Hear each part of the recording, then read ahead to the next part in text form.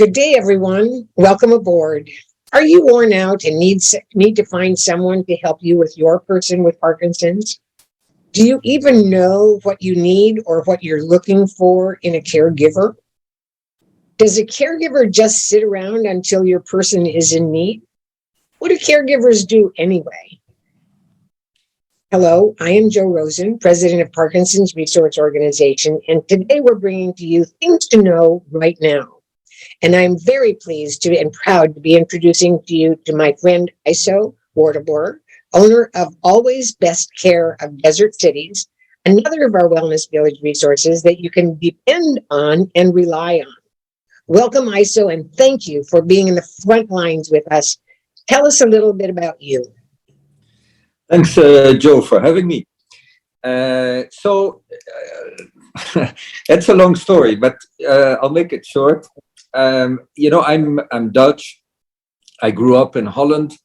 We moved as a family to Switzerland when I was about 10, and I'm the eldest of 6 kids. I got a graduate degree in the University of Geneva, and I've been an entrepreneur all my life.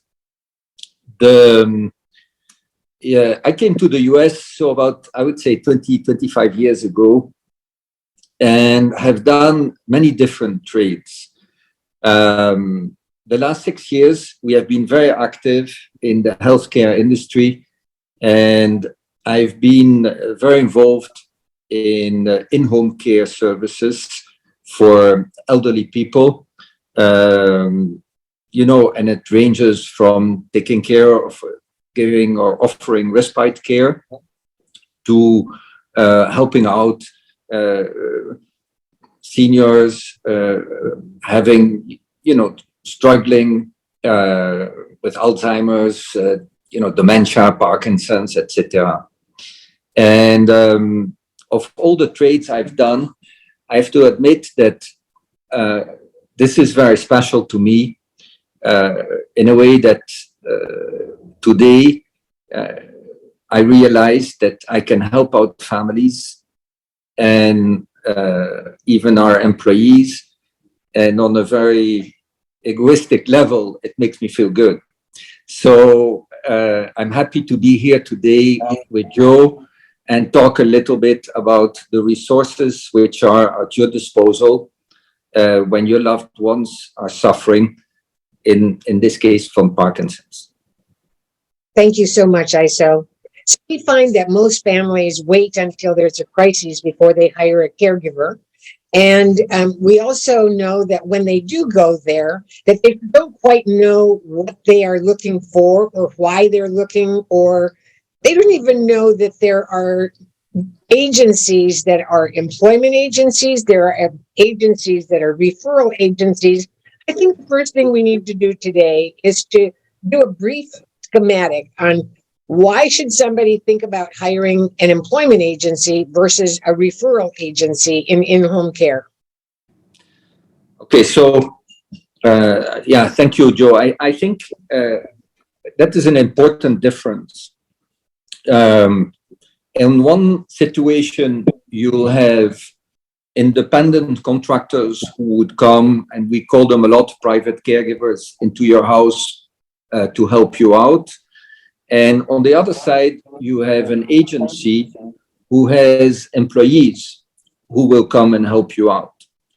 The differences are in many ways. And I would say that it will start with the trust you put in the people you may come to your home. When you hire these independent caregivers, unless you do a thorough background check, you want to know where they're coming from, who they are. We hear on a daily basis abuse of elderly. It's tough. And besides the background checks, you also need to know that, and moreover here in California, you need to be insured when you have people come and work in your home. If you don't have those insurances, it can cost you your house. It's by little things. Assume The caregiver is working at home. She's washing the dishes, breaks a glass, get hurt, it's bleeding. God only knows. She goes to urgent care. You have some lawyers who are badly intentioned, and they will claim that she will not be able to work anymore for the rest of her life. And you're going to pay for it if you're not insured. So that is the independent contractor or the referral agencies Joe was referring to. So we do it a little different because our employees are W-2s. They're hired by the agency. We go through thorough background checks. They are fingerprinted. The FBI does background checks on them. They're registered with the state, which the state does again a background check on them. And of course, look, we are licensed by the state. So we are part of the Department of Social Services, which is overseen by the Department of Public Health in the state of California. And these are tedious processes, but necessary to feel comfortable with the people who are being sent in the home. On top of it, the people we send in, they're licensed, bonded, and insured, meaning that if anything happened to them, we have insurances which will cover it. And so you'll never be liable for those things. So those are, I would say the main differences between, the referral agency and an employment agency like we are, where our employees are W-2s. They're paid by us. I'll take it a step further, Eiso, because also what an employment in-home agency does provide to someone who uses the service is continuum care, so that if the caregiver cannot show up one day because their child is out of school or they are ill or they had a whatever, the agency then can replace that person with another, and they can do it very quickly. Whereas on an independent contractor basis, you only have that one person to depend on. That's one issue. Another issue, and we hear about this so often that I'm so glad that we are bringing this up, is because when the caregiver is either discharged because they are not needed any longer, or fired because they're not doing the job that they were supposed to be doing, they typically will go to the unemployment department to try to collect unemployment insurance, even though they were supposedly an independent contractor. And this is where people who hire independent contractors who are not paying their payroll taxes and their tax, all the little insurances and things that go along with payroll, that's where they really get in trouble, because the Department of Labor, at least in the state of California, really wants their people covered, and that would be the employee. So there are really a lot of reasons in my mind why someone would go to an employment in-home agency as opposed to a referral. Yes. And Joe, also, we're going to hear that the referral agencies cost much less, but look at the balance there. Yes, and if I may as well, I think that is more to do with the background in terms of liabilities, responsibilities, etc. I think you touched a point which is very important. When you hire someone, you're never sure at the first time whether the personalities are going to match, whether the person is exactly doing what your expectations are going to be. And as an employee agency, for us, we will make it work, meaning that for us, we are considered a little like matchmakers, and we will find the right person who will suit your needs. And sometimes, because we have clients who it's important for them that the employee knows how to cook, and it sounds a little silly, but not everybody knows how to cook. So let's assume you go through all the process, you have an independent contractor and she doesn't know how to cook, you're stuck. You need to go back through the whole process. Whereby with us, you give us a call to the office. You say, okay, this was a great person, but don't you have someone who can help us out with the cooking, the little things? Well, so And that's so, I'm going to come to that in a second, Iso, because I have a question. I've got two questions. One is going to be, what does a caregiver do anyway? My person yeah, doesn't need a babysitter. And the next thing is, how does a family prepare to hire a caregiver? I mean, shouldn't they make a list of these things? You talk about cooking. What else might they want to do? So the first thing is, my person doesn't need a babysitter. What does a caregiver do anyway? And the next thing is, how do they prepare to get one? yes. So, and thank you for pointing it out. I think we should have maybe started with that in a way that a caregiver is someone who can go from, it ranges, I would say, from companionship to personal care. And we call personal care when we touch the body, meaning that it has a lot to do with bathing, showering, redirecting, things like that. And then it goes all the way to the more, we call it level 1, which is, I won't call it the easiest, but where it's more like a companion, somebody who can be there with you, who can bring you to the doctor, who can go out with you and do some grocery shopping, who will carry your bags. And of course, they will do light housekeeping. Sometimes we have people call up and they're looking for a cleaning service. And unfortunately, we can't do that.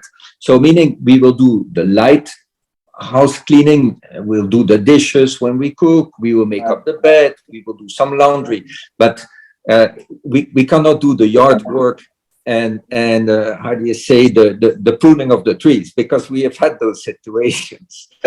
I'm only sure a mismatch to be thought of. Yeah. Okay. And so how does a family then prepare? Yes. What should they be thinking about? Not waiting till crisis time, but perhaps today when they're just thinking about, they're listening to this, what should they be thinking about putting down on their piece of paper or however they put their notes together when they're going to come to you? Yeah, so I think it's always delicate because often if we talk about mom and dad, they don't need care, right? But we know they do. But no, dad is fine and mom is fine. So, and because they don't want the kids to know that they are in need. And we would always say, you know, when you live out of state or even you need some respite care, even if you live at home, but it starts slowly. Try to do a couple, you know, like a little shift, 4 hours, couple of times a week, just to start slow, to make your parents or your loved ones get into the groove. And I want to give an example. I did a living room visit not long ago, and I was care for the gentleman. He great personality, coming out of surgery, and anyways, and the lady needed help. Donc his wife, because she wanted to get out and she was doing full-time job. Anyway, and I walk into the house with my colleague and the gentleman, he looks at me and we shake hands and he says, he looks me up and down and he says, "It better be quick. I haven't had a bowel movement for 5 days." every we cranked laughing. So, and you know, and at first sight, he was very reserved and he didn't want to hear about care because he thought his wife was doing a great job. So, but then, and at a certain moment, you know, your loved one, in this case, the wife, she put the step against the door, if you can say, and say, "Listen, you need help. We both know it. So let's try this out." And we send out one of our caregivers, great girl. She got the scholarship from us to get her CNA degree, donc a certified nursing assistant. So she is little bit more qualified than the regular caregiver, because she has worked in hospital environments and stuff like that. But anyways, the story goes that I got a text not long ago from the lady, the wife, and she said, "Oh, we're so happy with April. Even my husband now, he starts to listen to her." And, it makes me happy, because I say, wow, we're doing something good here. So it's to give you an example. And the help for him was mainly assist him. He's mobile, but mobile with a walker. So she just needed to make sure that when he goes around, that he doesn't fall. He needed some personal care. Just stand by when he was under the shower, little things. But for his wife, it was huge, because she could go out during 4 hours, do her stuff, and rejuvenate. Exactly. And it's really, that is what we do. So that's really our business. Well, I know caregiving from a personal side as well. So I can honestly say that if they are godsends when you find good caregivers and the right caregivers, I think that list is important to identify what it is that you're looking for. You're looking for ethnicities, you're looking for cooking styles, you're looking for personalities, you're looking for accents or non-accents, because we have hearing issues or whatever. Yes. So all of those should be ideas or thoughts that we put down on a piece of paper before we get to the agency, when we start telling the agency what it is we're looking for. And then the other thing that we always talk about in our support groups, Eiso, is it is most often that the person who is in need of the care doesn't want the care because they want their person, to be the one who cares for them. So when they say, "I don't need care," we try to turn that one around sometimes to make sure that the family caregiver is saying, "Look, it's not really for you, it's for me, because without me, you're in trouble. I need to take care of me right now. And so it's not care for you as much as it is care for myself." Self-care type things. Well, we don't have a whole lot of time today, Eiso. So is there anything specific that you would like to leave our audience with today before I tell them a little more about you? I think we covered it all. I mean, all in as short as possible. I think you shouldn't be afraid to ask for help. I think that, we are used to pretty difficult situations. I'm not going to say that, the match works right away from the beginning. I know that, Joe talked about ethnicity. I think the main takeaway of what I would say about our employees, like whether they're in the office or in the field, and a lot of the people in the office, they come from the field, and their heart is in a good place, meaning we are compassionate and we are here to help. And basically, that's always where we start the talk. How can we help? And I would like to finish this little talk, Joe, for which I thank you again. It's our duty, and it's part of who we are, and it makes us feel good. And I can tell you so many stories where it comes back to you in a nice way. So it's all about, being there. Being of service. Exactly. So, and I'm happy, that we set this up, Joe. So thank you so much. You're welcome. So I just want the audience to know today that we have people like Eiso, and only people that we know that you can rely on and depend on, people that we've vetted, that we know are going to do the best job for you. You can find them in the Wellness Village on our website, which is a resource directory that you should go to as often as you need to find resources that you may not even know about. But understand that when you go there, the kind of services that you're going to find are those that I know. I would have them in my own house. I would have them working with my family. And if they can work with my family, chances are they can work with yours. Also want everybody to know that you can watch the newsletter and find articles that people like Eiso, and we're so grateful for your last one, Eiso, author articles on how to best care in his case, or how to do something special. So be educated, be informed, and go forth and live a magnificent life, because that's what life is about. So Eiso, thank you so much for today. Thank you for all that you've done for the people that we know that we've sent your way. We totally appreciate you, and we look forward to seeing you really soon. Thank you so much, Joe. You're welcome. Take care.